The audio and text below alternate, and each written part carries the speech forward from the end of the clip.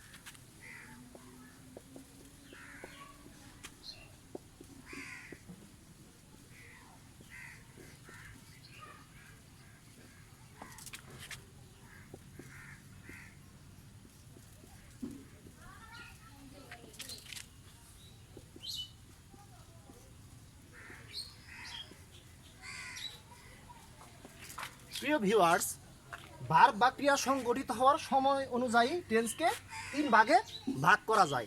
1 number হচ্ছে present tense বা বর্তমানকাল, past tense বা অতীতকাল, ফিউচার টেন্স বা ভবিষ্যৎকাল। তাহলে ভার্ব বা ক্রিয়া সংগঠিত হওয়ার সময় অনুযায়ী টেন্সকে 3 ভাগে ভাগ করা যায়। 1 হচ্ছে প্রেজেন্ট টেন্স বা বর্তমানকাল, পাস্ট টেন্স বা অতীতকাল, ফিউচার টেন্স বা ভবিষ্যৎকাল।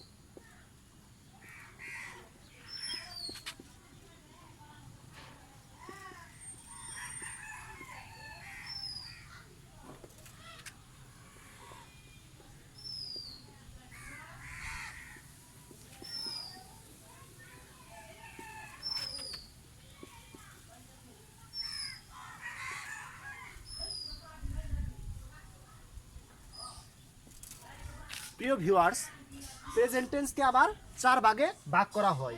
এক হচ্ছে প্রেজেন্ট ইনডিফিনিট টেন্স বা প্রেজেন্ট সিম্পল টেন্স, 2 নাম্বার হচ্ছে প্রেজেন্ট কন্টিনিউয়াস টেন্স, 3 নাম্বার হচ্ছে প্রেজেন্ট পারফেক্ট টেন্স, 4 নাম্বার হচ্ছে প্রেজেন্ট পারফেক্ট কন্টিনিউয়াস টেন্স।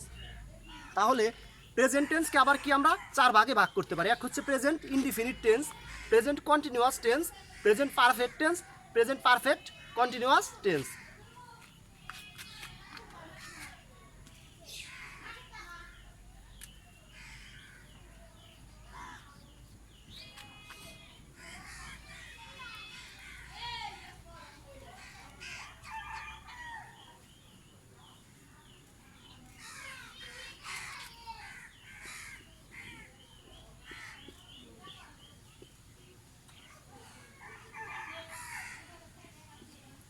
প্রিয় ভিউয়ার্স, পাস্ট টেন্সকে আমরা আবার 4 ভাগে ভাগ করতে পারি। এক হচ্ছে past indefinite tense, past continuous tense, past perfect tense, past perfect continuous tense. তাহলে পাস্ট টেন্সকেও 4 ভাগে ভাগ করা হচ্ছে। Past indefinite tense, past continuous tense, past perfect tense, past perfect continuous tense.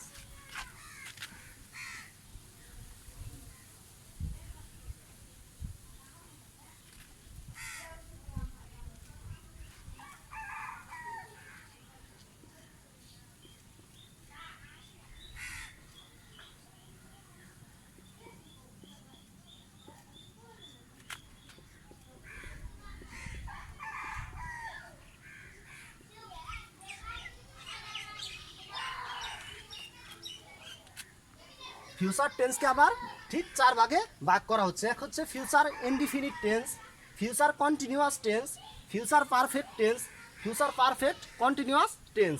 তাহলে প্রথমে হচ্ছে ভার্ব বা ক্রিয়া সংঘটিত হওয়ার সময়কে আমরা টেন্স বলবো। টেন্সকে 3 ভাগে ভাগ করা হয়। প্রথমে present tense, past tense, future tense. এখন present tense, past tense, future tense প্রত্যেকটাকে আবার 4 ভাগে ভাগ করা হয়। যেমন present indefinite tense, present continuous tense, present perfect tense, present perfect continuous tense. Past টেন্সেও ঠিক 4 ভাগে ভাগ করা হয়। Past indefinite tense, past continuous tense, past perfect tense, past perfect continuous tense. Future টেন্সকেও ঠিক 4 ভাগে ভাগ করছে। Future indefinite tense, future continuous tense, future perfect tense, future perfect continuous tense.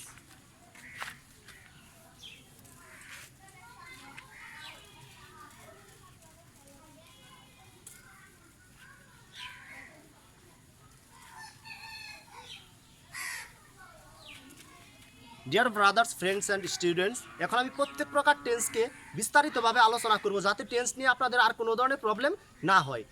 Tense এমন একটি গ্রামার যা ইংরেজি কথা বলা, ইংরেজি লেখা, ইংরেজির প্রত্যেকটি সেক্টরে এই টেন্স কাজে লাগে। এই জন্য টেন্সকে আপনারা সবচেয়ে বেশি গুরুত্ব দিয়ে পড়বেন। এখন আমি প্রত্যেক প্রকার টেন্সকে বিস্তারিত আলোচনা করব।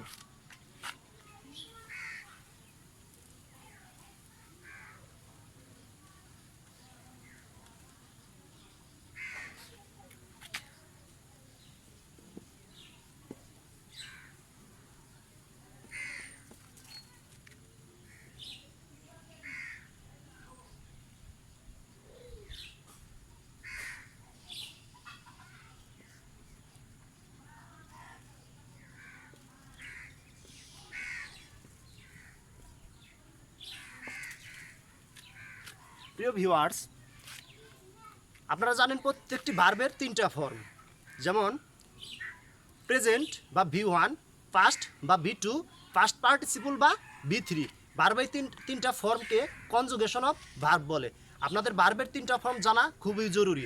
ভার্বের 3টা ফর্ম না জানলে আপনি টেন্স বুঝতে পারবেন না এবং ইংলিশ অন্যান্য গ্রামার বা ইংলিশ স্পোকেনও বুঝতে পারবেন না। এই জন্য প্রত্যেকটা ভার্বের 3টা ফর্ম খুব ভালোভাবে রপ্ত করতে হবে। তাহলে প্রথমে হচ্ছে প্রেজেন্ট ইনডিফিনিট টেন্স। স্ট্রাকচার হচ্ছে subject plus V1 plus object বা এক্সটেনশন। যেমন আমি একটা ভার্ব লিখি,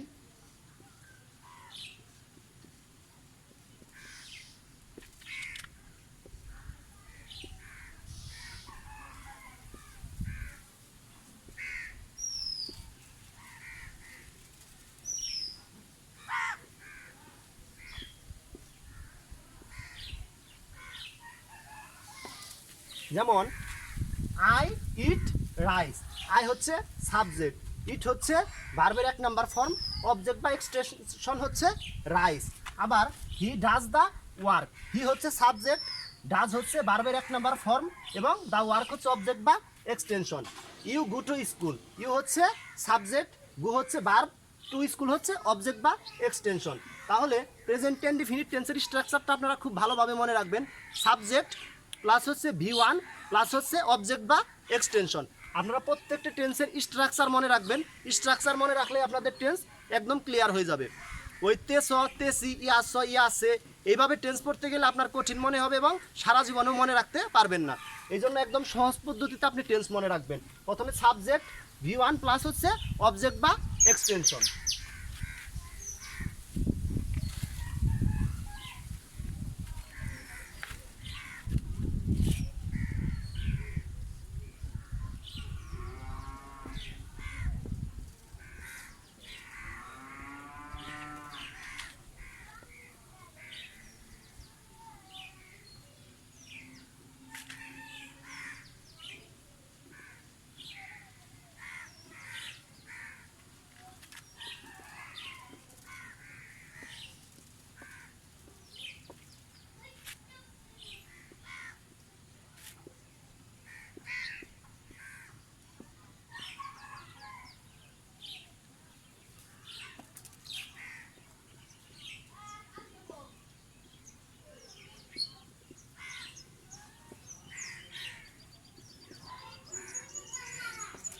এখন আসছে present continuous tense. Present continuous টেন্সের স্ট্রাকচার হচ্ছে সাবজেক্ট প্লাস হচ্ছে বি ভার্ব, ভার্বের সাথে আইএনজি প্লাস হচ্ছে অবজেক্ট। সব সময় স্ট্রাকচারটা আপনারা মনে রাখার চেষ্টা করবেন। প্রথমে হচ্ছে সাবজেক্ট, তারপর হচ্ছে বি ভার্ব, তারপরে হচ্ছে ভার্বের আইএনজি, তারপর হচ্ছে অবজেক্ট। কন্টিনিউয়াস, কন্টিনিউয়াস মানেই চলমান। কন্টিনিউয়াস কথাটা আসলে আপনারা কি করবেন, ভার্বের সাথে আইএনজি যোগ করবেন। এখন হচ্ছে সাবজেক্ট আই, বি ভার্ব হচ্ছে এম, ভার্বের আইএনজি হচ্ছে ডুইং, অবজেক্ট বা এক্সটেনশন হচ্ছে দা ওয়ার্ক। এরপর হচ্ছে হি হচ্ছে ভার্ব, ইটস হচ্ছে বি ভার্ব, সরি হি হচ্ছে সাবজেক্ট, ইটস হচ্ছে কি বি ভার্ব, গোয়িং হচ্ছে ভার্বের আইএনজি এবং অবজেক্ট হচ্ছে টু স্কুল। তাহলে সাবজেক্ট বি ভার্ব, ভার্বের আইএনজি, অবজেক্ট বা এক্সটেনশন। সাবজেক্ট বি ভার্ব, ভার্বের আইএনজি, অবজেক্ট। তাহলে এইভাবে আপনারা আর অনেক ভার্ব বসিয়ে প্র্যাকটিস করবেন। যত প্র্যাকটিস করবেন তত আপনার ফ্লুয়েন্সি আসবে, তত আপনি টেন্স সম্পর্কে দক্ষ হবেন।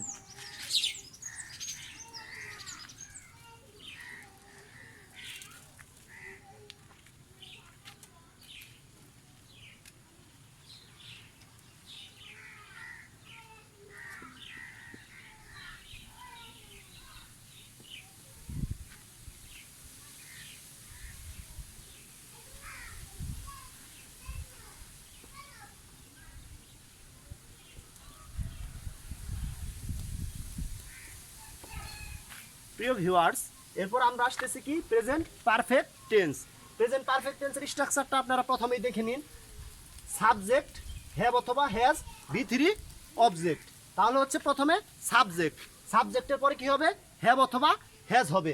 তারপরে কি ভার্বের 3 number form, conjugation of verb অনুযায়ী ভার্বের 3 নাম্বার ফর্ম এবং হচ্ছে অবজেক্ট, যেমন ডু, ডিড, ডান। ডান হচ্ছে 3 নাম্বার ফর্ম। এরপর যদি বলি গু, ওয়েন্ট, গন, গন হচ্ছে 3 নাম্বার ফর্ম। তাহলে কয়েকটা উদাহরণ দেখুন।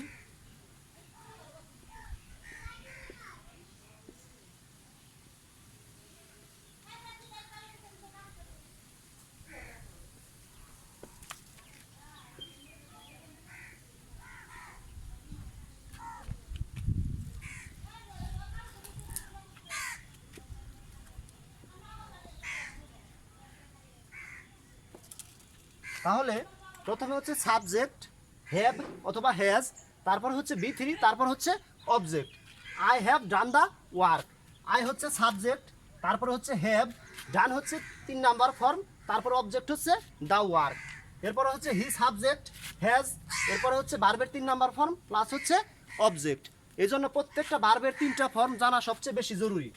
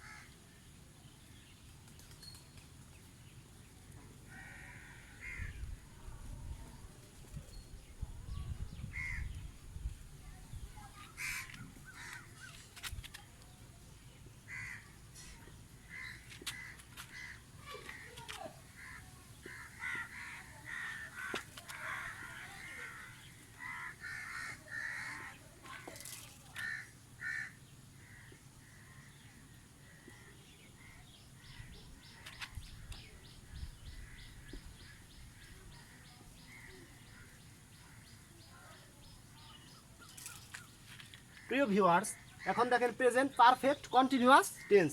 যখনই কন্টিনিউয়াস কথাটা আসবে তখনই আমাদের কি ভার্বের শেষে আইএনজি যোগ করতে হবে। এখন স্ট্রাকচারটা দেখেন, সাবজেক্ট হ্যাভ বিন অথবা হ্যাজ বিন, ভার্বের আইএনজি প্লাস হচ্ছে অবজেক্ট। তাহলে একটা এক্সাম্পল দেখে নিন, আই সাবজেক্ট হ্যাভ বিন, ভার্বের ING, I have been doing, object হচ্ছে দ্য ওয়ার্ক, এরপর কি সাবজেক্ট হচ্ছে হি, হি এর পরে হ্যাজ বিনের পরে ভার্বের আইএনজি, তারপর হচ্ছে অবজেক্ট বা এক্সটেনশন। এই জন্য আপনারা প্রথমেই ভার্বের 3টা ফর্ম শিখে নেবেন। ভার্বের 3টা ফর্ম জানা খুবই জরুরি।